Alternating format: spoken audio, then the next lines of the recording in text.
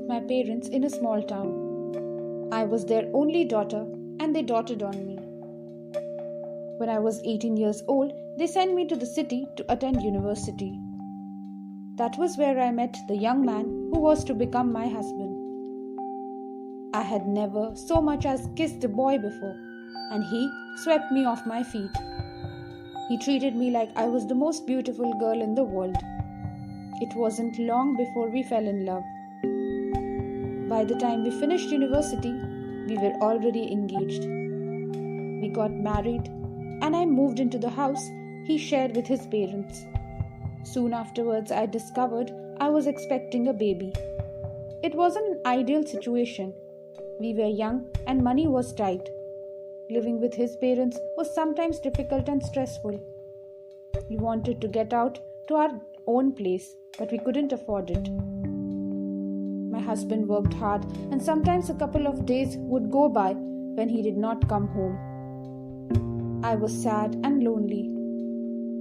Once my son was born, I spent all my time changing diapers and feeding him.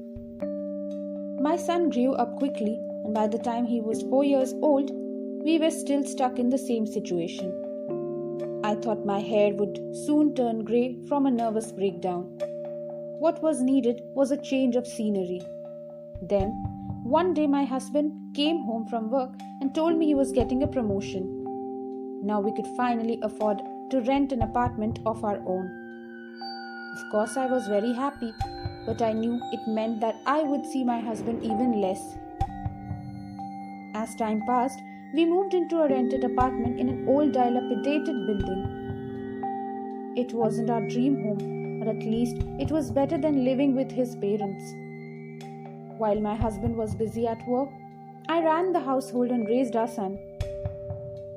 While he was old enough to go to kindergarten, I was at home, cooking and cleaning and doing all the chores of a normal housewife. There were 4 apartments on our floor, and the doors faced each other. I decided to try and make friends with the neighbors. So I went to the first door. I wanted to introduce myself, tell them we had just moved in, and just try to strike up a friendship with them. Just as I raised my fist to knock on it, the door suddenly opened. I was a bit taken aback. The chain was on the door, and an old woman was peering through the gap. Regarding me suspiciously, she looked like she was almost 80 years old. "Hi, I'm new here," I said, but the old woman cut me off. "Get out of here," she hissed. "Nobody wants to make friends with you. Stay away from these apartments. What do you think you are doing here?" But, I stammered.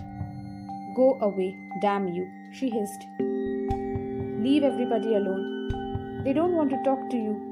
If you don't get out of here, I'll call the police." With that, she slammed the door shut in my face. I was so shocked, embarrassed, and humiliated, I couldn't even think clearly. "I hope you die," I muttered under my breath. When I turned to go home, I heard a soft female voice saying, "Girl, I'm sorry." I looked up and saw a young woman standing in the doorway of the apartment next door. "You must be our new neighbor," she said. "Yes," I replied.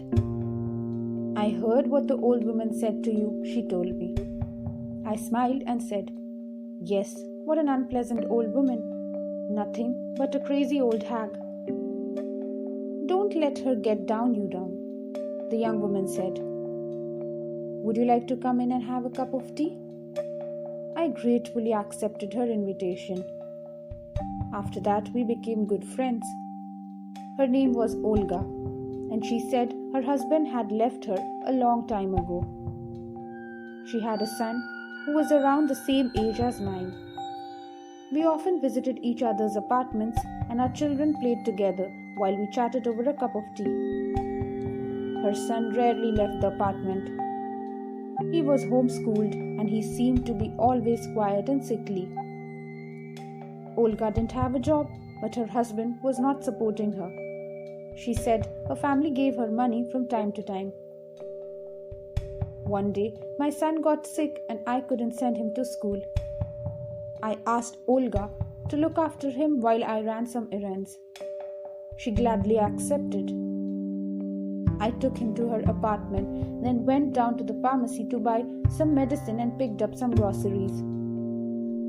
When I came back home, I put grocery bags in my apartment and went to Olga's apartment.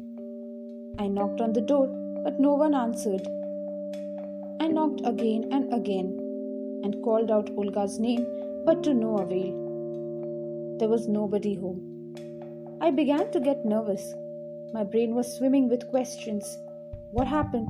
Where did they go? I just stood there at the door with a stunned look at my face. I didn't know what to do. I walked down the hall and knocked on the door of the crazy old woman. In my panic, I forgot all about the horrible things she said to me. I just wanted to find my son. Perhaps the old hag saw Olga leaving with my children. At first, no one opened the door, and I began pounding harder and harder, and shouting. I heard the lock click and the door opened with a crack.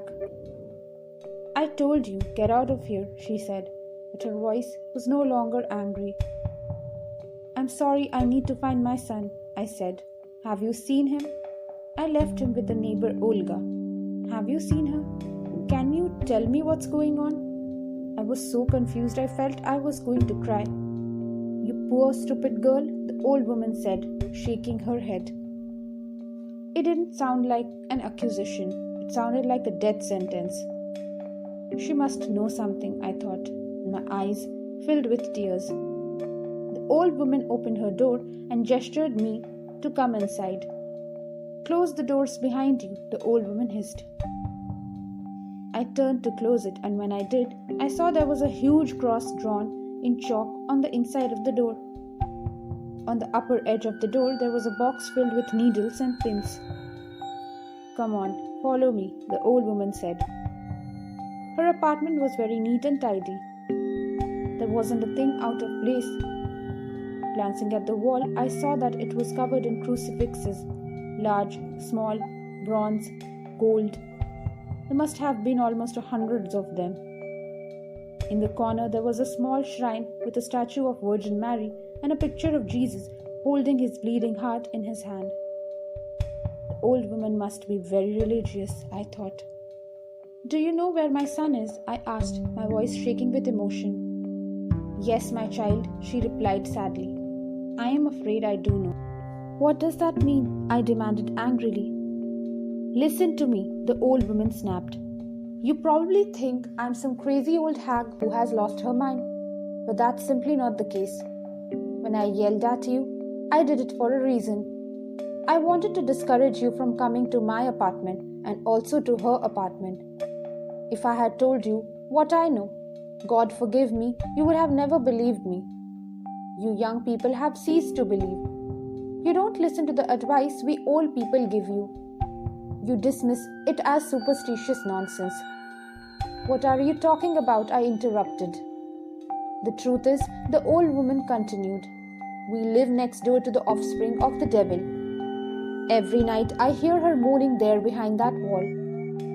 The old woman raised her hand and pointed to the wall that was covered in crucifixes. I felt like I was in the middle of some kind of bad dream. Where is my son? I cried. The same Olga who you saw lived here 2 years ago. What do you mean lived? I asked in surprise. It means what it means. I saw it myself with my own 2 eyes. Her body and the body of her son being carried down this way. 2 years ago, it was. I felt that I could faint, so I sat down on a chair, feeling like I might give way. When Olga's husband left, the old woman continued. She couldn't come in terms with it. She grieved very much. She could not survive the breakup. She stayed alone with her son in that apartment. Her family was not poor, and they helped her out with money. They supported her in every possible way, but it wasn't enough. She neglected her duties as a mother. Sometimes she even forgot to pick her son up from school. Her son looked like his father. Every time she looked in her son's face, she saw the face of her husband, the man she hated, the man she blamed for her misery. In her madness, she began to despise her own son. Eventually, her family decided that they would have to get her committed. They signed all the necessary paperwork to have her put in mental hospital. Then the child would go live with them. They thought that would be best for everybody, but things did not turn out as they planned. One day, she was supposed to be taken to mental hospital. Olga shut herself in the apartment with her son and refused to come out. She got drunk again and strangled her own child to death. Then she wrapped a belt around her neck and hung herself. Her parents found the bodies a few hours later. I watched them carry out the corpses and I attended the funeral a few days after that. The mother and child were buried together in the same grave. The bodies may have taken away, but their spirits stayed in the apartment. Because of the way they died, their souls cannot find rest. At night, I hear them moaning and scratching at the wall. The apartment was put on the market, but so far no one has been brave enough to buy it. The stench inside is said to be awful and nothing can get rid of it. I told Olga's father after the funeral that the apartment was impure, that it needed to be exorcised.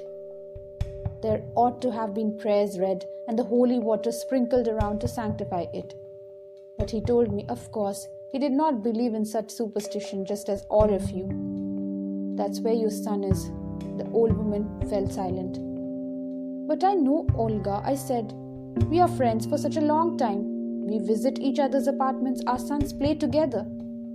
The old woman stared at me, her hands shaking. The first time I ever saw your face was only yesterday, she whispered. Do you understand? I sat there with my mouth open and my eyes filled with tears. What could I say? I couldn't believe what the old woman was telling me. I ran out into the hallway and began banging on Olga's door. I kept banging and banging, trying to break it down, but it was of no use. I gave up. Then I fell to my knees and started sobbing uncontrollably. The old woman cried and called the police. They came and broke down the door to Olga's apartment. Everything inside was covered in a thick layer of dust. The smell of rot and decay was unbearable. They found the body of my little boy lying on the floor. He had been strangled to death. When I saw them carrying my son's body out of the apartment, I became hysterical. After that, everything was a blur. I remember the police questioning me. I remember screaming and crying. I remember my husband shouting and shaking me by the shoulders. I remember collapsing on the floor and everything went black. I was put up in a mental hospital for examination. They kept me there for almost a year. By the time I was released, my husband had left me. He never said it, but I think he suspected that I had killed our son. He divorced me and I was forced to move back with my parents. Sometimes when I sleep, I see my son in my dreams. I see him running towards me and shouting, "Mama, Mama." They're keeping me here and they won't let me go. Do not open. There was an 18-year-old girl named Beatrice who was in her first year at college. She lived alone in a small apartment near her university. One night, she was washing her dishes after dinner when her phone suddenly started ringing. She picked it up and saw by the caller ID that it was her friend Peter. "Hey Peter, what's up?" she asked. "Not much," he replied. "I'm bored and I thought I'd see you if you wanted to hang out." "Sure," said Beatrice. "Come on over. We can watch a movie or something." "Cool. I'll be over in 15 to 20 minutes, he said cheerfully. She hung up the phone and decided to take a shower before her friend arrived.